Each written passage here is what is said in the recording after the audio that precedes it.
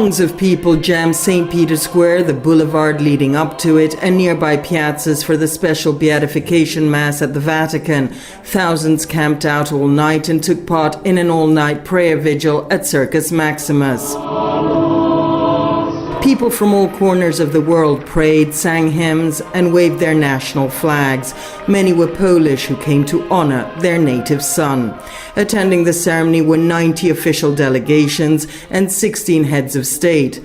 Also among the crowd was French nun, Sister Marie-Simone Pierre, who says she was miraculously cured from Parkinson's disease after praying to the late Pope.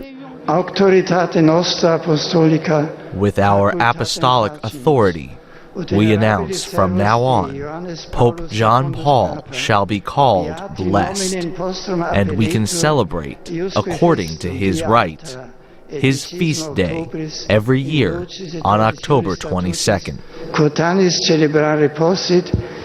In the name of the Father, the Son, and the Holy Spirit.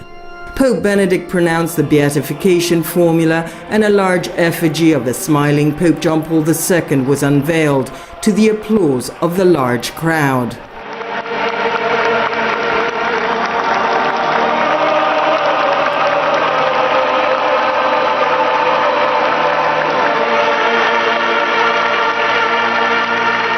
Those who took part in the ceremony spoke of the privilege they felt to be present and of how much the Polish Pope meant to them. John Paul II is not another Pope for us.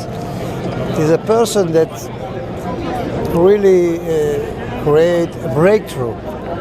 He made the walls fall between the Judaism and Christianity. Bardzo wielka radość.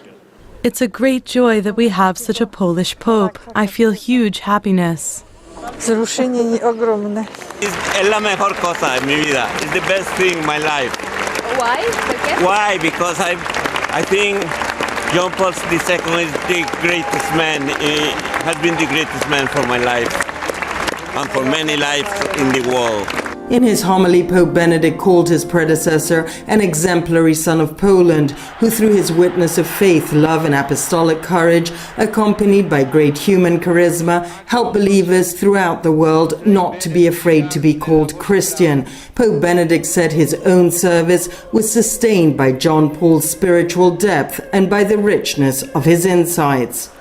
The Pope also spoke of John Paul's witness in suffering. He said the Lord gradually stripped John Paul of everything, yet he remained ever a rock as Christ desired. His profound humility, Pope Benedict added, grounded in close union with Christ, enabled him to continue to lead the Church and to give to the world a message that became all the more eloquent as his physical strength declined.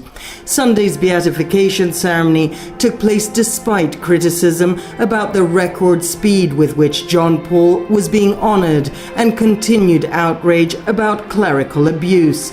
Critics say he mishandled the sex abuse scandal that has rocked the Roman Catholic Church.